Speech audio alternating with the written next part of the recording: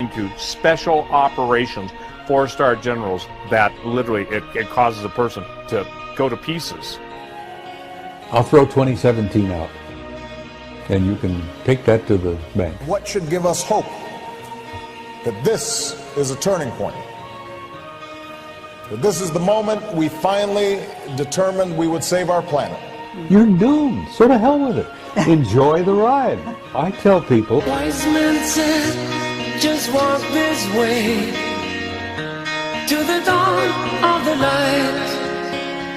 The wind will blow into your face as the years pass you by. We all call it Planet X or Nibiru, but it is a dwarf star. It's either a red dwarf or a brown dwarf star. Now, the object, which is clearly Planet X by deductive logic and process of elimination, is therefore now between Mars and Jupiter. It's not in the outer reaches of the solar system. It can clearly be seen, especially from the southern hemisphere. The implications and the side effects of what might happen to us here on Earth is pretty scary. We're going to get into some of that. Now, one of the cool things that David discusses with us here is instead of having to just take his word for it, he gives you coordinates on where you can actually see it for yourself. Mid-2017, he says we're going to see an eclipse with Nibiru. He has been able to take his background and transition it into research on Planet X, and has recently compiled an awesome book with a treasure trove of information. David, how the heck are you? Very good tonight, sir. How are you? I'm doing fantastic. I appreciate you coming on here with us. I know that you had reached out to us a few weeks ago. You've got a really cool book coming up here that's going to break everything down with Nibiru. You know, let's talk about what you do. Well, the way I got into it, I've always believed in following the money. About 5 years ago, I got into some research on the Pentagon black budget. And I don't know if you recall, but you probably do, that the day before 9/11, Don Rumsfeld announced at a Pentagon news conference that the agency was 2.2 trillion short. Money was simply missing, 2.2, not billion, but trillion. So having worked for a period of time at the Pentagon, I realized this was most likely black budget funds. And I did some investigation, and I ran across a couple of areas, basically the deep underground military base research done by Jesse Ventura, done by Phil Schneider, done by other personalities. And I realized, of course, that's likely the source of the lost money. It's black budget ops, and it's being spent. And why is it being spent in terms of these type of bases? So that's how my curiosity was picked, you might say. These bases, I understand, are built away primarily from geologic tectonic areas, but again, when Planet X passes, you're going to have new geotectonic faults established when you have force 11, 12, 13, 14 earthquakes. So I don't know how safe they're going to be. It could be a lost investment for those people. In any case, that was my basic introduction about 5 years ago, and then I got into the science of the topic. My understanding, and this is partly from Phil Schneider, I know he worked 11 years at Groom Lake, Area 51. He says the black budget varies between 0.2 trillion and 1.2 trillion per year. I'm not sure when the inception started. It was absolutely going on in the late 70s and 80s. He says a couple of dozen of these may be reasonable for protection. I agree, nuclear protection. But the question is, why do we have over 130 of these? That doesn't really make any sense unless, obviously, Planet X is absolutely a fact, which it is.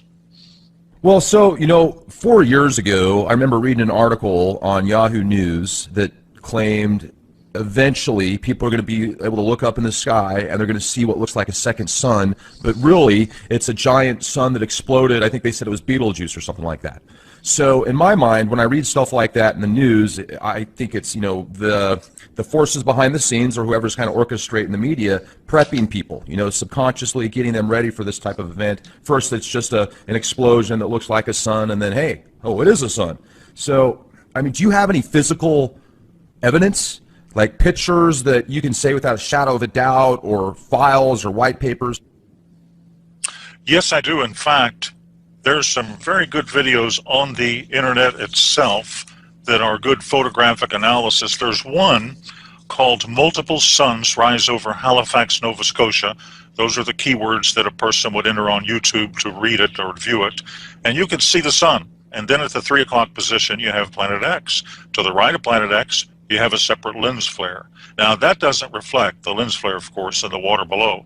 But Planet X is generating its own light, and you can see its reflection, therefore, in the water below. Next, I think a fog bank moves in, and it obscures the sun, but Planet X is still visible. A lens flare cannot do this. Now, that's one good example of something they could simply look up themselves on YouTube. There's also some good Davis Station South Pole videos out there. And there's, in my book, which is Planet X, The Arrival in 2017 by David Mead on Amazon, I've done a video. It's on page 15 or 16 or so of the book, and I have a section called Photographic Analysis of Planet X, and I study one video which another analyst did an extensive study on. And let me just sort of explain what happened. A fellow named Glenn Vaughn on April 11th, 2015, was flying down the Pacific side of Central America. He's a professor, an ex-professor at California University. He took a 20 megapixel raw file with a Sony digital camera, and he confirmed the report by sending it in to a particular analyst for review. He took it through an aircraft window. Now, an analysis of the metadata indicated it was taken at 240 dpi, very high resolution, and the metadata further showed the date, the time, the GPS coordinates. I think it was a Sony DSC HX50V camera. In any case, using Starry Night Professional version, the video, which is referenced in my book and which is on YouTube, did a field of view analysis, and he determined Mercury is above, in other words, superior conjunction with the sun, and the object in the field of view, therefore, is not Mercury. Mercury does not have wings, as does this object, and Mercury does not have the brightness or contrast of the unknown object. Now, the analyst also performed a gamma test on a paint program. Gamma testing shows if an object is hot or cold. Hot objects generate, of course, their own light like our sun. A lens flare would be a cold object. They read direct light, they don't generate it. So he started with a gamma of 1, reducing it by steps. At point 10, the gamma illustrates stark differences. At point 01, he shows the hottest, brightest objects on the video. He then reduced brightness to a value, I think, of -3 in contrast to +2. The hot objects fade in together, proving they're genuine. Then he ran a luminance test to determine the intensity of the object, and he determined it was behind the sun, not a reflection. There are actually wings on the object, which is clearly behind the sun. Now, he stated this is deeply disturbing. The reason is that gas tails of comets follow solar winds, and they're not visible until the comet's orbit is inside of Jupiter, at which point, normally the luminosity at that point of the sun makes the tails of the comet or the planet visible. Of course, Planet X, we all call it Planet X or Nibiru, but it is a dwarf star. It's either a red dwarf or a brown dwarf star. Now, the object, which is clearly Planet X by deductive logic and process elimination, is therefore now between Mars and Jupiter. It's not in the outer reaches of the solar system. It can clearly be seen, especially from the southern hemisphere. Now, as of April 2015, therefore, the date of that video and the analysis, Nibiru is close enough to the sun so that the sun's light is reflected to the tail, making it appearing like wings.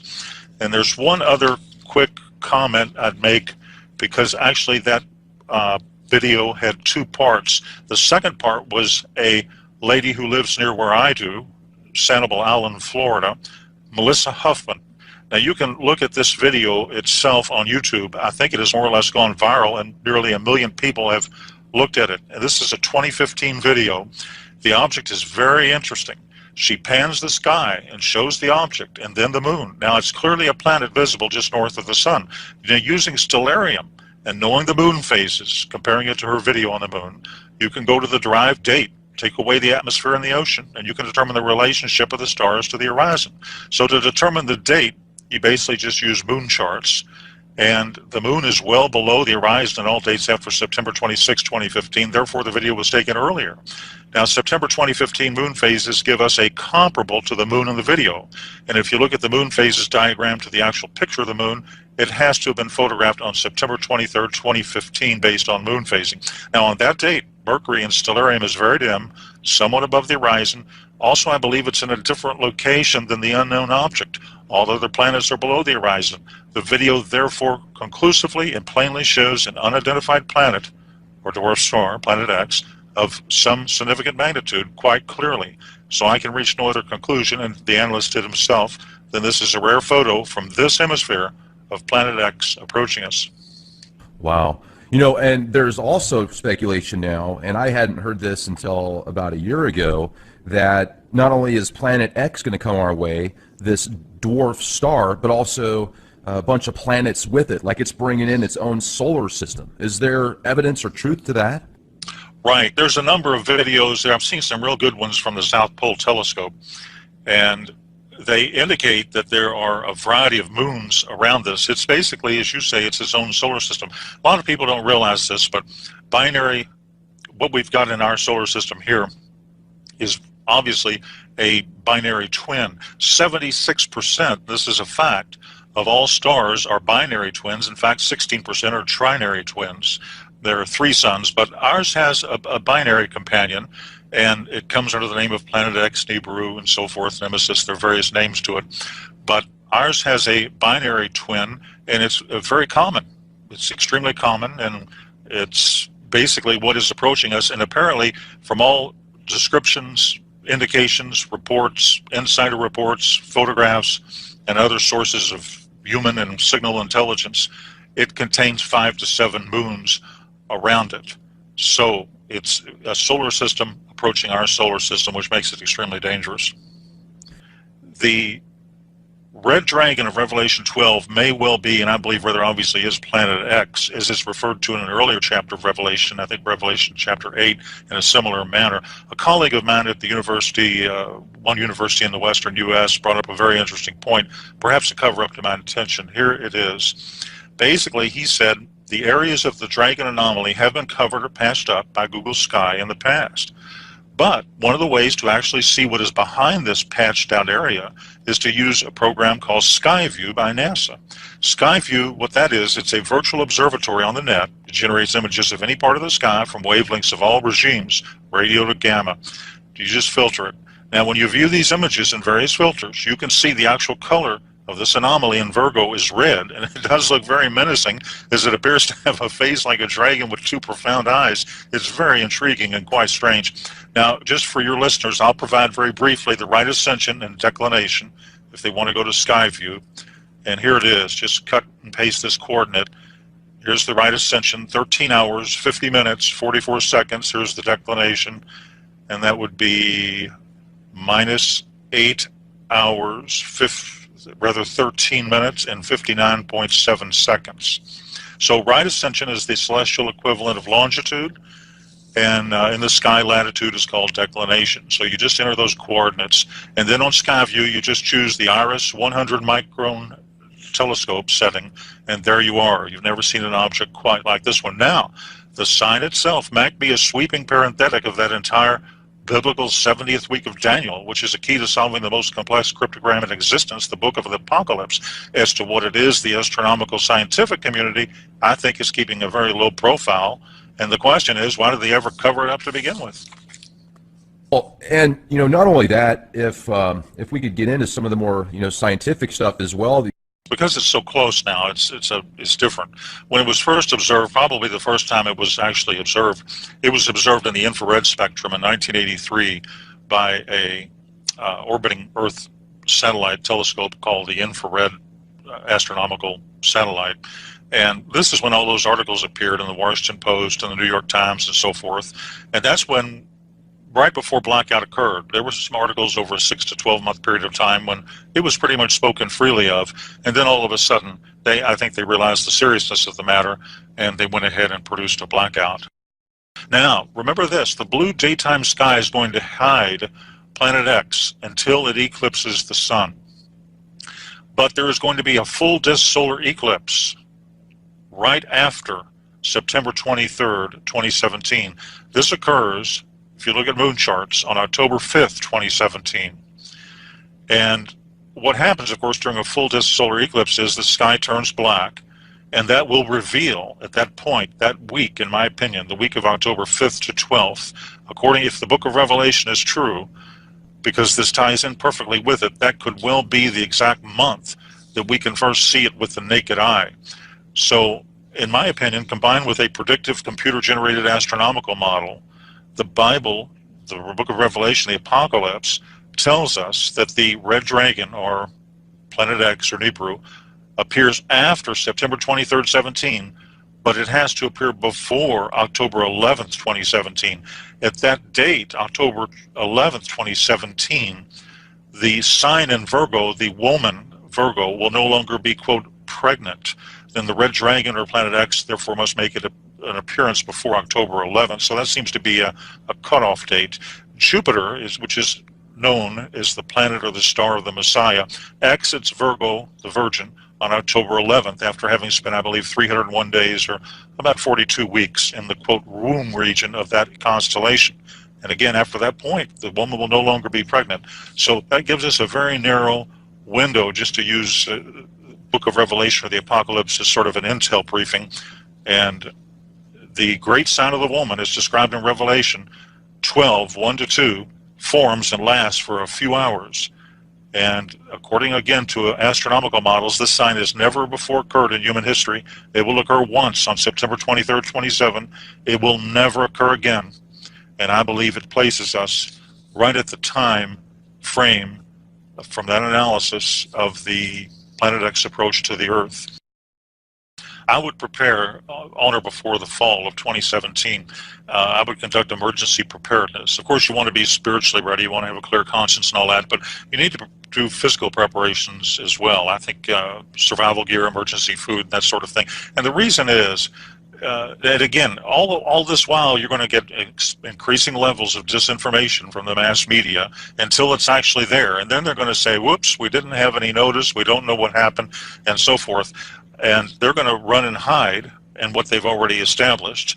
But, you know, the public is there, and the public has to fend for itself. This global warming, as you've heard, I'm sure, is a cover story. The Earth is heating up from the core outward because of the approach of Planet X. During the 20th century, I think there were 35 volcanic eruptions in a typical year. Now there are more than 35 of these every single day. So basically, when X approaches, that week you see it in the sky, let's say it's October of 2017, you know, for purposes of discussion, at that point, it's not going to actually collide, I don't believe, with the Earth. The Earth is only 8,000 miles in diameter. It may pass 5, 10, 15 million miles away, but it has a very high magnetic attraction. It's going to have a gravitronic effect. It's going to cause the shifting of the Earth's crust. It's going to cause major volcanic activity. It's going to cause tidal waves. And when a pole shift happens, the ocean literally comes up out of its basin. So you're going to have major weather changes, seismic activity, and volcanic eruptions.